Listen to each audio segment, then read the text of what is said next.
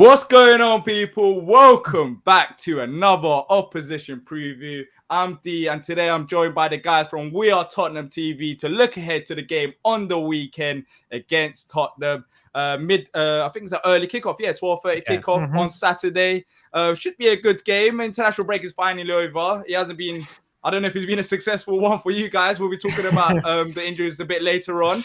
But I haven't had you guys on the channel for, I think it's been a year or two now. And I just want to go through what's happened. So you had Jose as a manager. And then afterwards, Jose left. You went to a cup final. Ryan Mason was your manager. And then Harry Kane wants to leave. And now you got Nuno. And now you're first in the league. Surely, if you're a Tottenham fan, you can never get bored supporting that team. There's always something going on. Well, I'll tell you the truth, it did get boring after a while under Jose Mourinho with that kind of style of football. But I think that, Jose got sacked 6 days before a cup final, which was a disgrace in itself. We had Ryan Mason take charge of that cup final in the remainder of the season. And he kind of undid a bit of the good work that Jose did do with Tanguy Ndombele, Joe Rodon, and what have you.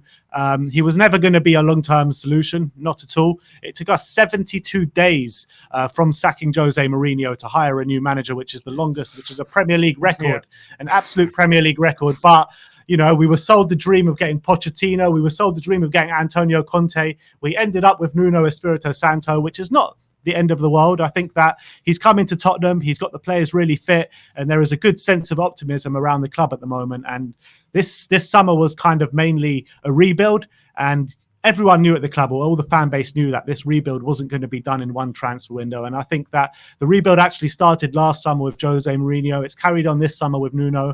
And I think we need one more summer now to get like a really good squad under our belt to challenge for top four, maybe even further than that. But there's a good sense of optimism around the club, that's for sure. 3 wins in 3, no goals conceded. You can't really complain. I would just ask for a few more goals. Yeah, I'll take that at Palace as well. So both of us. We'll talk about score prediction later on, but a few goals for both sides. I wouldn't mind that. But talking about Nuno, has the feeling changed towards him? Because you're talking about a manager who was on the verge of joining Crystal Palace, so he's not on the terms of like the Peps and the Klopps and stuff. He's not been on those terms, and I guess there might have been a couple fans, maybe you guys yourself, where were you just thinking, is this the right man for us? Has feelings slightly changed towards him after this quick start?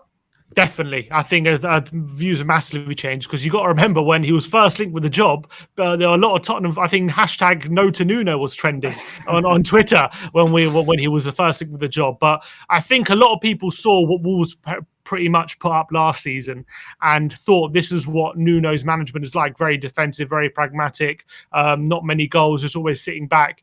But people didn't maybe look at the extenuating circumstances towards the season, losing Jimenez caught the way through to a terrible injury, having very little attacking players, Pedro Neto getting a serious injury halfway through as well. So I think he was kind of had 2 hands tied behind his back while he was managing last season. And the 2 seasons before that, consecutive 7th place finishes with a promoted Wolves side was very, very impressive. And you got to remember as well, we've just come off the back. I know it was Mourinho, but before Mourinho, we had Pochettino. He didn't come to Tottenham with much fanfare. He was also took a promoted Southampton side to mid-table with impressive football. And I think that's kind of the Nuno we're hoping to get. And also, he pretty much got the job based on, first of all, his Wolves exploits, and also at Valencia, he was also known for playing quite attractive, aggressive, pressing football when he was out in Spain. And I know it only lasted a year, but apparently he's gotten the job off the back of those kind of displays. So I think at the early doors of Tottenham, he's definitely rallied the troops. He's got everyone on his side. We've definitely seen a difference in how Spurs are approaching games in terms of how aggressive they are. We've definitely seen a difference in that. We're not sitting back as much as we did under Jose Mourinho.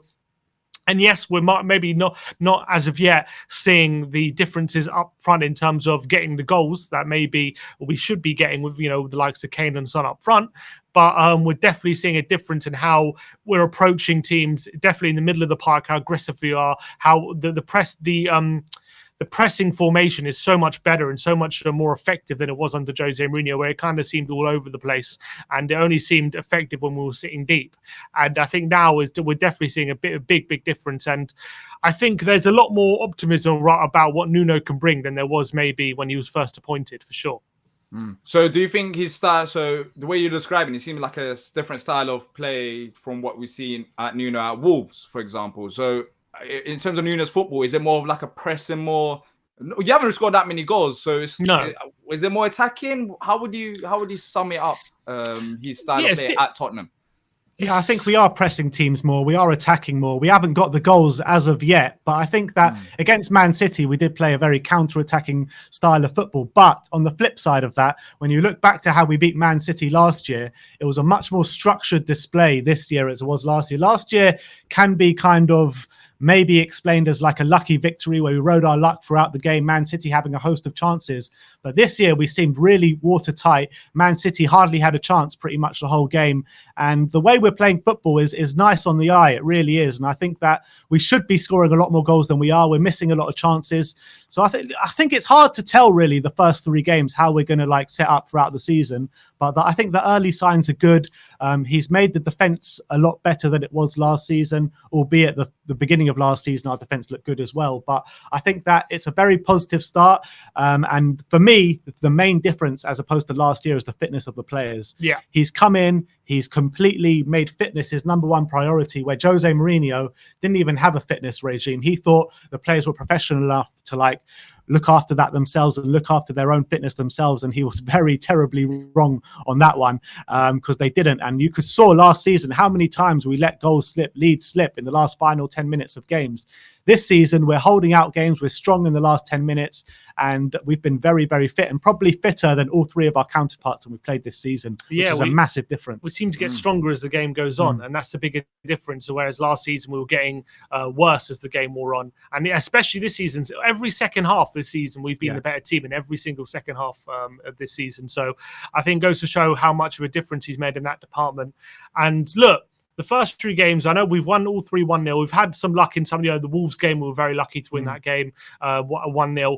But I think our defense has definitely been, defenders, the likes of Sanchez and Diyar, who everyone thought were not good enough for Tottenham, have had a brilliant start to the season. I think he's given these players a newfound confidence that maybe they lost under Jose. So talking about our side of things and Palace side of things, I want to get your perspective. Answer honestly, because there's lots of people who are against Patrick Vieira. What's your thoughts on Patrick Vieira as a I'm never going to say anything positive about Patrick Vieira. Exactly. That's all we're going to say. I'm asking the wrong people. Literally, I'm asking about Patrick Vieira. But forget about the Arsenal side of things. Forget about all of that. It's hard. Patrick Vieira as a Crystal Palace manager. I know you don't want to probably see him succeed because of the Arsenal side. But do you think there's potential there, or do you think I don't see him succeeding? I really want to know honestly, because there's lots of people who are against it. I mean, my personal opinion, it's hard to really assess it after only 3 games. But the only Palace game I have seen, I saw the bits and pieces of your Chelsea game, which I thought Chelsea completely played you off the park, which is understandable because Thomas Tuchel, I mean, he has really got them playing. They're the best team in the league as of yet for me. The other game I saw was the West Ham game, which I was really, really impressed with the way Palace were playing. And you probably should have gone on to win that game.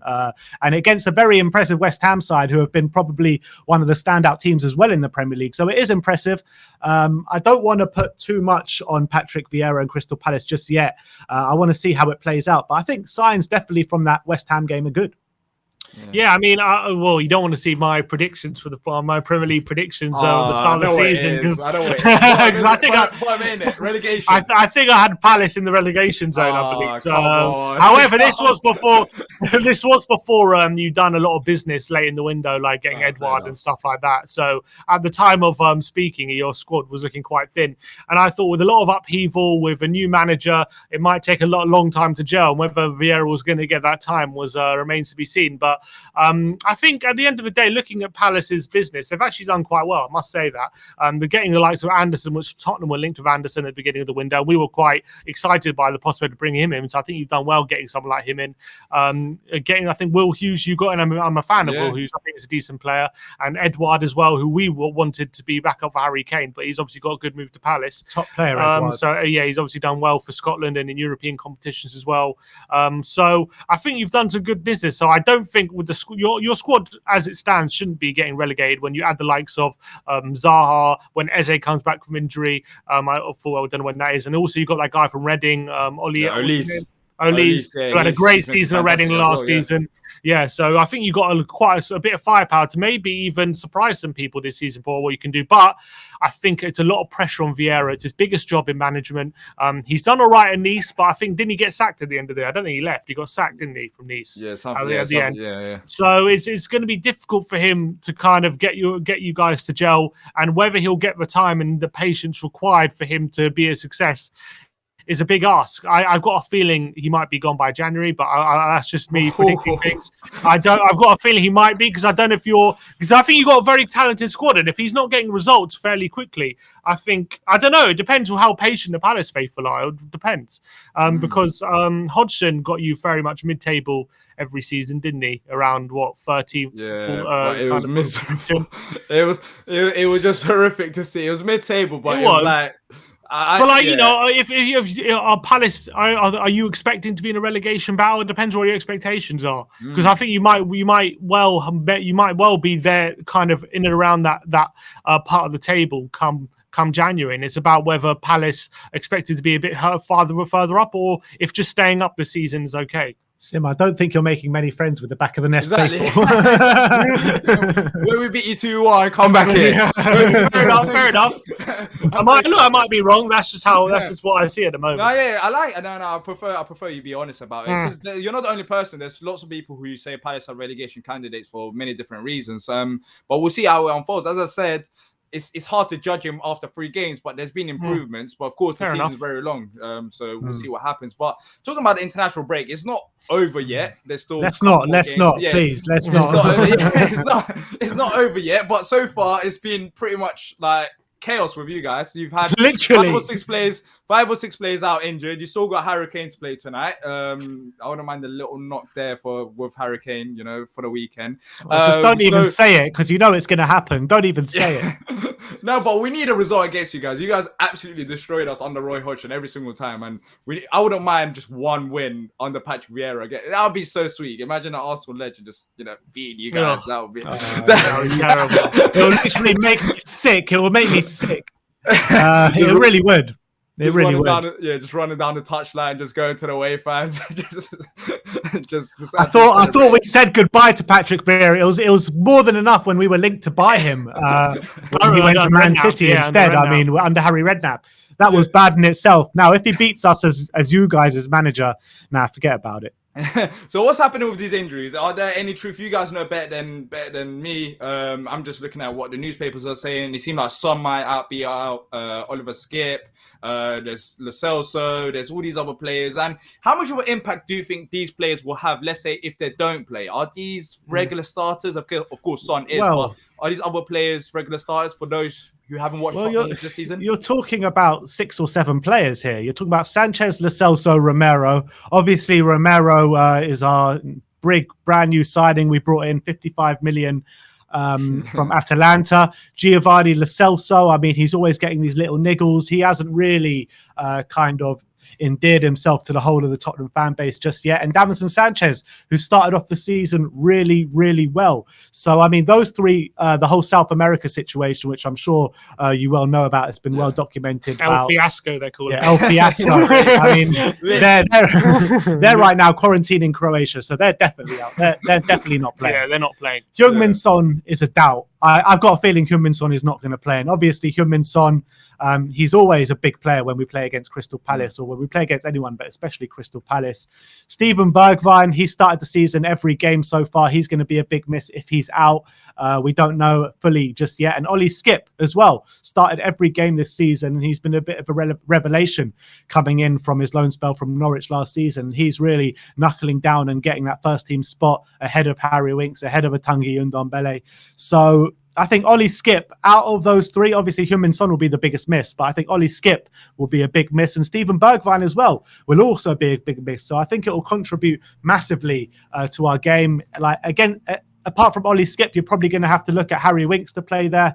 Steven Bergwijn, if he comes out, you're probably looking at our new signing, Bryan Gil, who really impressed in the Conference League. But the Premier League is a complete different level to the Conference League, let's be honest.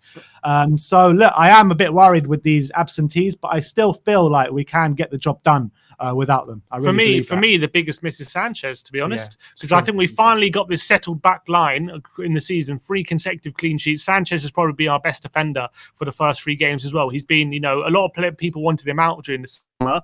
We've decided to keep him, and he's been absolute revelation. The start of the season, he's been brilliant. And for him to be out, we're going to have a new partner for Diyar, and it's not going to be Romero because he's also out. So it's going to be one of Joe Rodon, who's only just come back from injury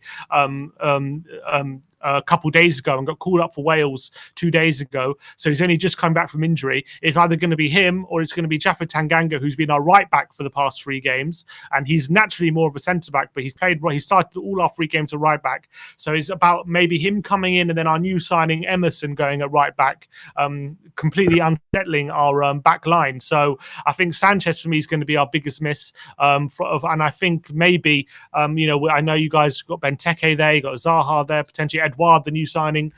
They could maybe look at that and think with the back line a bit not as settled as it would be, that could maybe get some joy. And it'll be interesting to see how Palace play, like how they line up. Having said that, though, like Eric Dyer and Joe Rodon are both pretty good in the air, aren't they? They're good from their aerial ability. So I think it could stand us in good stead having those two at the back against the Benteke, who's a massive aerial threat, Edouard as well. So it could stand us in good stead, but I do worry about this weekend just because of the amount of players we have out. It does worry me, but look, we'll have to wait and see how it all plans out. Yeah, so Harry Kane, we all know he's going to score a goal against us. So apart from Harry Kane, are those Dyer and Rondon, the players that you mentioned, are those the players that we should be watching out for in this game? If all these injuries are true and all these players can't play? Well, they'll be playing centre-back. I mean, the players that you need to look out for, in my opinion, I think Reguilon down the left-hand side, bombing it down the left-hand flank. Højbjerg, I think, will be a big player for us in this game, but I feel like we might be lacking a bit of creativity, like we have done for the majority of the season. If Tanguy Ndombele does play, I think that's a massive signal of intent from Nuno, because them two have just not got on since they've kind of come into the club, since Nuno's come into the club, because Tanguy said he wanted to leave. So Nuno completely omitted him from every single matchday squad since. But now he stayed past the transfer window. He's been put back into the Conference League squad. So if they can kind of get each other on side, and if Tanguy does play, I think he could be a massive, massive part of the way we can play our football this weekend. But again, also, Bryan Gil, if he can replicate his second leg performance against Passos in the Conference League against you lot, you're going to be in for a big surprise with him. You really are. And I think, maybe Lucas Moura as well had a great start against Man City. Maybe had a bit of an inconsistent performance, but in pre-season he was brilliant, playing really strong performances. And we know when Lucas is on his game and he's on song and he's at his sharpest, he's very, very difficult to stop, Lucas Moura. So he's one of those players who I think definitely watch out for. So look, we talked about the managers, we talked about the players, we talked about the injuries. Now let's get to the score predictions. With everything put into consideration, where do you guys stand with your score predictions? How do you see this one going? I'm gonna go for a standard 1-0 win at Selhurst Park. That was my prediction. That's what happens. That's what happens. That's what usually happens at Selhurst. But I know we've drawn 1-1, I think, the last 2 times we've been there. But I think like the previous 5 or 6 times before that was all 1-0 to Spurs. And they were all kind of goals in the last 10 minutes as well. That's how it usually goes. I'm going for, as I said, I'm going for 2-1 Palace. I was on their channel. I'll post a link down in the description so you can go watch that preview and check out their channel as well. I said 2-1 Palace. I feel like with the injuries that you got and with how we've improved game on, I think it's going to be very difficult. And I think the only reason why I'm optimistic about this game, or not optimistic, but a bit confident than I usually be, because you guys actually normally destroy us at your ground. I guess we're playing at Solos is a bit different, is because of the injuries. If those players don't play, and if you have a thin squad, I wonder what Nuno does. As you said, you do have some still quality players there. Harry Kane always loves to go against us, but it gives me that bit of confidence. I need to be confident. I had Roy Hodgson as a manager for 3-4 years. I need to have a bit of confidence when it comes into these games from now on. So I'm going 2-1 Palace. Leave down the comments down below, letting us know your score prediction and thoughts on the game. Thank you to you guys for joining me from We Are Tottenham TV. Make sure to check them out. And do you have any final words in terms of plugs and what you want to say about the game?